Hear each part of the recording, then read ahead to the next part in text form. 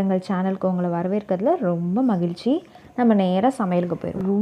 ரொம்ப ஈஸியான டிஷ். அதை நீங்கள் தெரிஞ்சுக்கணுன்னா வீடியோவை கடைசி வரை ஸ்கிப் பண்ணாமல் பாருங்கள். தேவையான பொருட்கள்: கோதுமை மாவு 2 டம்ளர், பெரிய வெங்காயம் 2, சோம்பு 1 ஸ்பூன், மிளகாய் தூள் 1 ஸ்பூன், கொத்தமல்லி 1 ஸ்பூன், மஞ்சள் தூள் 1 ஸ்பூன், கரம் மசாலா சிறிதளவு, தேங்காய் துருவல் அரை மூடி, வெல்லம் அரை டம்ளர், சர்க்கரை 1 ஸ்பூன். எண்ணெய் அல்லது வெண்ணெய் தேவைக்கேற்ப. சப்பாத்திக்கு எப்படி தேய்ப்போமோ அதே ஸ்டெப்பு தான் பண்ண போகிறோம்.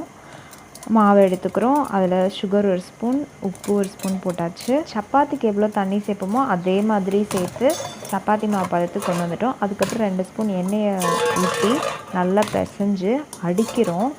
இது எதுக்குன்னா சாஃப்ட் ஆக்குறதுக்காக. இப்போ நாங்கள் எடுத்துருக்கிறது ரேஷன் மாவு தான். அதை பார்த்திங்கன்னா அப்படி தெரியாது, அவ்வளோ அந்தளவுக்கு சாஃப்டாக இருக்கும். இந்த மாதிரி வீடியோவில் பார்த்திங்கன்னா தெரியும்.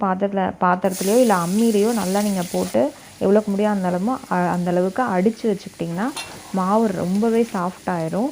அதே மாதிரி அந்த பஃபினஸும் கிடைக்கும். ப்ராசஸ்க்கு அப்புறம் மாவு டிஸ்டர்ப் பண்ண வேணாம், ஒரு ஓரமாக அப்படியே எடுத்து வச்சிடலாம். பாத்திரத்தில் 2 ஸ்பூன் எண்ணெயை ஊற்றி சோம்பு போட்டு வெங்காயம், உப்பு, மிளகாத்தூள், மஞ்சத்தூள், கொத்தமல்லி தூள் இதெல்லாம் போட போகிறோம். போட்டு வதக்க வேண்டியதான். வெங்காயம் ஓரளவு வதங்கினா போதும்.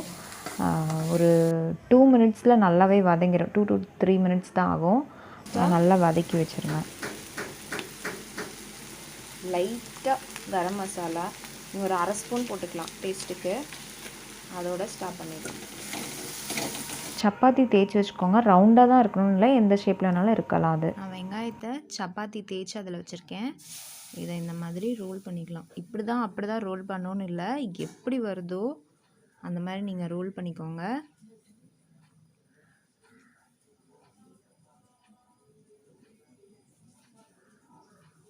ஆனால் ஃபுல்லாக இப்படி எல்லாமே கவர் ஆகணும். வெளியில் எதுவுமே லீக் ஆகாமல் ஃபோல்ட் பண்ணி வச்சுட்டு லைட் ப்ரெஸ் கொடுத்துருங்க. இதுவே போதும்.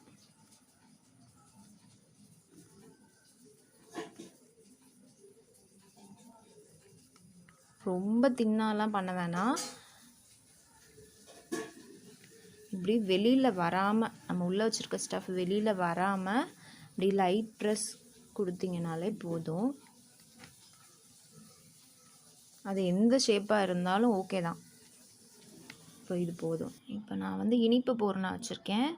சேம் அதே மாதிரி ரோல் பண்ணிக்க வேண்டியதான். எப்போதும் கம்மியாகவே வைங்க. அதிகமாக வச்சா வெளியில் வந்துடும், கம்மியாக வச்சா ஒன்றும் பிரச்சனை இல்லை. சேம் ஃபோல்ட் பண்ணிவிட்டு அதே மாதிரி லைட் ப்ரெஸ். ஒன்றும் இல்லை, தேங்காய் வெல்லம் மட்டும்தான் சேர்த்து போட்டிருக்கோம். தேங்காய் துருவலையும் வெல்லத்தையும் கலந்து வச்சுக்கோங்க. வேறு எதுவுமே அதில் பண்ண வேணாம். அப்படியே ரெண்டையும் கையால் மிக்ஸ் பண்ணி வச்சுட்டு உள்ளே பூர்ணமாக வைக்க வேண்டியதுதான். அவ்வளோதான், முடிஞ்சிச்சு. வெல்லத்தை பவுட்ராக்கி வச்சுக்கோங்க. மிக்சிலையோ இல்லை அம்மியிலோ இடித்து அதை வச்சுக்கோங்க. பாருங்கள், 1 லிட்டர் கிட்ட நான் தண்ணி ஊற்றிருக்கேன் இட்லி மேக்கரில். அதில் நம்ம கொழுக்கட்டை எப்படி வச்சோமோ அதே மாதிரி பிளேட்டில் கிளாத் ப்ளேஸ் பண்ணி அந்த ஸ்டஃபிங்ஸ் எல்லாம் வச்சுருக்கேன்.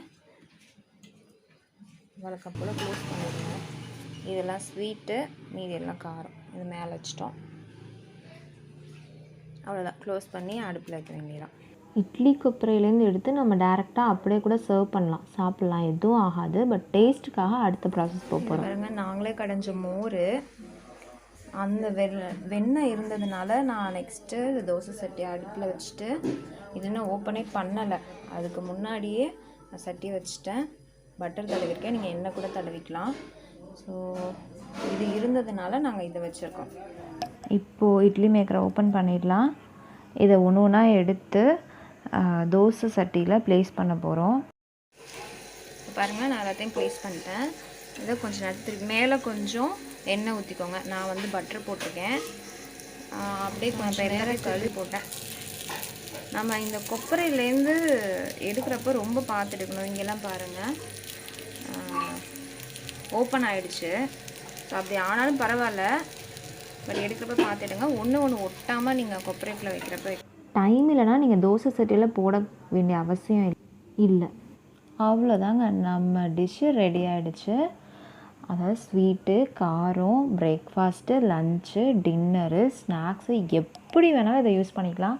கெஸ்ட்டு வந்துட்டாங்களே அப்படின்னு கவலைப்பட வேண்டிய அவசியம் இல்லை. மறக்காமல் இந்த வீடியோவை உங்கள் ஃப்ரெண்ட்ஸுக்கும் ஷேர் பண்ணுங்கள். எக்கச்சக்கமான சுவாரஸ்யமான வீடியோஸ் அடுத்தடுத்து உங்களுக்காக வெயிட் பண்ணிக்கிட்டே இருக்குது. அதுக்கு நீங்கள் பண்ண வேண்டியதெல்லாம் சப்ஸ்கிரைப் தான்.